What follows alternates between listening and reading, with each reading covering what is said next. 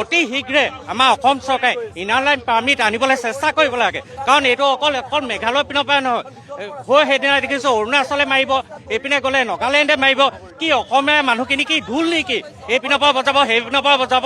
এই কোনো কাৰণতে আমি অসমীয়া যুৱ মঞ্চ কামৰূপ জিলা সমিতিয়ে গ্ৰহণ কৰিবলৈ নোৱাৰোঁ ডাইৰেক্ট স্পষ্ট কথা আৰু আজি কোনো এখন ML নাম গাড়ী হওক দূৰ হওক আজি আমি ইয়াত অসমীয়া যুৱ মঞ্চ বহি থাকিম আৰু কোনো কাৰণতে ইয়াৰ পৰা গাড়ী পাছ হ'বলৈ দিয়া নহয় অসমলৈ এয়া স্পষ্ট কথা হয় ইনাৰ লাইন পাৰ্মিটটো অতি জৰুৰী হৈ পৰিছে আমি মানৱতাটো জানো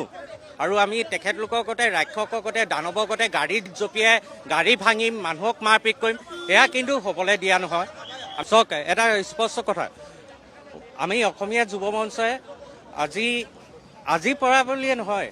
দীৰ্ঘকালে আমি এটা বস্তু বিচাৰি আছোঁ দাবী কৰি আছোঁ এই চৰকাৰক ইনাৰ লাইন পাৰ্মিটটো এই ইনাৰ লাইন পাৰ্মিটটো আমাৰ অসমত যেতিয়াই হৈ যাব এই সমাধানখিনি হ'ব চাওক আজি আমি অৰুণাচললৈ যাবলৈ হ'লে পাছ উলিয়াব লাগে মেঘালয়তো আমি শ্বিলং যাবলৈ হ'লে তেখেতলোকৰ ভৰিৰ তলত বা কিবা এটা আজি তেখেতলোক যে ইয়াত আহি পঢ়ে বা আপোনাৰ খাদ্য সামগ্ৰী বা ইভেন ইনকমলৈকে ইয়াৰ পৰাই কৰি আছে কিন্তু আমাৰ কোনোবা এজন অসমীয়া মানুহে তেখেতলোকক ৰঙা চকু দেখুৱাই নে তেখেতলোকক গাত কেতিয়াবা প্ৰহাৰ কৰে কিন্তু আমি দেখিবলৈ পাওঁ যে একাংশ মানুহে কিন্তু আমাৰ অসমীয়া মানুহক যি পাব্লিক তাত যায় টুৰিষ্ট হিচাপে তেখেতলোকৰ ওপৰত কিন্তু জুপিয়াই পৰে